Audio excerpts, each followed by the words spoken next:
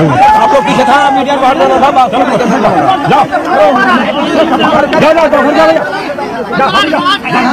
লাগাতার যুদ্ধের জিগিরের মধ্যেই আরো বেপরোয়া বাংলাদেশ। মালদার বৈষ্ণবনগরের সীমান্তে ভারতকে কাঁটাতার দিতেও বাধা, বর্ডার আউটপোস্টে বিএসএফ কে কাঁটাতার দিতেও বাধা বিজেপির।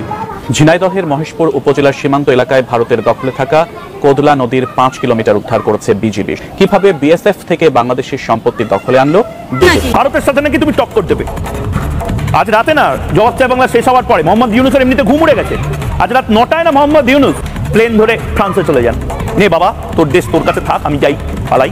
আরে বেচারা, আচ্ছা এর কোনো আত্মীয় স্বজন নাই, শুভাকাঙ্ক্ষী কেউ নাই? তাকে নিয়ে আপনারা একটু পাবনা নিয়ে ভর্তি করে দেন, যত টাকা লাগে আমি দিব। আমরা চাল না পাঠালে, পেঁয়াজ না পাঠালে যে কাঙালি দেশ না খেতে পেয়ে মরে যাবে, সে বাংলাদেশে আবার এত বড় বড় কথা। ওটা পিস অফ শিট, ওটা আবার দেশ। আসসালামু আলাইকুম রহমতুল্লাহি ওয়া বারাকাতুহু। সম্মানিত দর্শক, ভারতের দাদা বাবুদের উচিত শিক্ষা দিয়ে দিলেন বাংলাদেশের বিজেপিরা।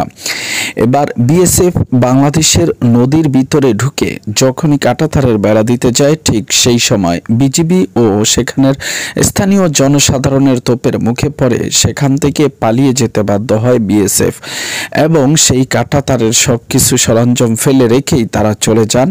কারণ বাংলাদেশ এখন আর আগের মতো নেই, অতএব নতুন বাংলাদেশের সবকিছুই নতুন।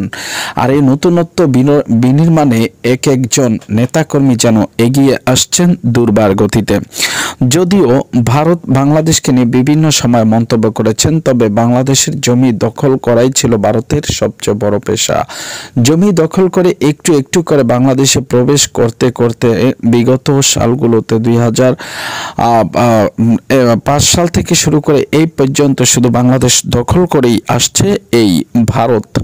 আর এই ভারতের বেহায়াপনা টিভি চ্যানেলগুলো সেগুলা প্রকাশনা বাদ দিয়ে তারা শুধু বাংলাদেশের ইস্যুকে সামনে নিয়ে আসছে, কিন্তু বাংলাদেশ থেকে কি পরিমাণ জায়গা দখল করে নিয়েছে ভারত সেটি এখনো পর্যন্ত সুস্পষ্ট কোনো দলিল ভিত্তিক আলোচনা হয়নি। দর্শক, আরেকটি কথা বলে রাখতে চাই, হঠাৎ বিএসএফ এত পাওয়ার কোথায় পেল? আপনারা সকলেই জানেন, গত পরশুদিন রাত্রে মেজর ডালিমের সাথে সাংবাদিক ইলিয়াসের একটি ইউটিউব লাইভ হয়।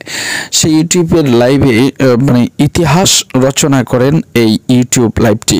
কিন্তু ইতিহাস ভিন্ন কথা বললেও ইতিহাস যে অমর হয়ে থাকে সেটার বাস্তবতাই দেখালেন মেজর ডালিম। মেজর ডালিম প্রকাশ্যে হত্যা না হলেও সেখানে শুধুমাত্র মেজর ডালিমের বক্তব্য দেওয়ার একদিন পরেই ভারতের বিএসএফ কে পালাতে বাধ্য করেছিল বাংলাদেশের বিজিবি। তার মানে বুঝতেই পারছেন যে মেজর ডালিম কতটা শক্তিশালী বয়সের কালে ছিলেন এবং তার গম্ভীরতা, তার বুদ্ধিমত্তা কতটা ছিল সেটা এখনো তার ভাষা কিংবা কথার মাধ্যমে প্রকাশ পাওয়া যায়। দর্শক, শুধু তাই নয়, আপনারা সকলে জানেন বাংলাদেশ 5ই আগস্ট একটি বড় বিপ্লব থেকেই কিন্তু এই বাংলাদেশের উৎপত্তি। সেই বাংলাদেশকে কেন্দ্র করে এবার ভারত বিভিন্ন নানা রকম জল্পনা কল্পনা সৃষ্টি করেছেন। আর সে সকল জল্পনা কল্পনা সৃষ্টি করার পেছনে একমাত্র কারণ হচ্ছে বাংলাদেশকে দখল করে, বাংলাদেশকে কুক্ষিগত করে বাংলাদেশের উপরে দায় চাপাতে চায় ভারত।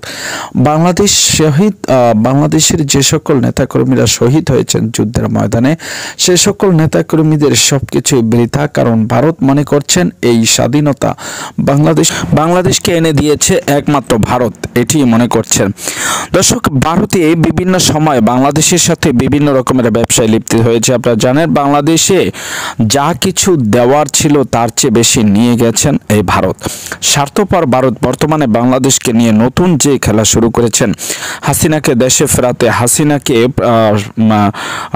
ক্যাবিনেটের প্রধানমন্ত্রী না করলেও হাসিনাকে যেন সংসদ সদস্যের ভিতরে বিরোধী দলের নেত্রী হিসেবে দেখতে পারে ভারত, সেজন্য বিএনপিকে ব্যবহার করছেন এই ভারত। তবে বিএনপির এই ব্যবহার কতটা কাজে দেবে এবং আওয়ামী লীগের এমন আশা কিংবা প্রত্যাশা যেটি ভারত চাইছেন সেটিকে আদৌ পূরণ হবে? দর্শক, আপনারা এরই মধ্যে দেখেছেন যে বাংলাদেশকে নিয়ে যারা বিভিন্ন সময় খেলাধুলা করেছেন সেরকমের অনেক নেতাকর্মীরা কিন্তু এখন বর্তমানে মাঠে চলে এসেছে এবং চলে আসছে।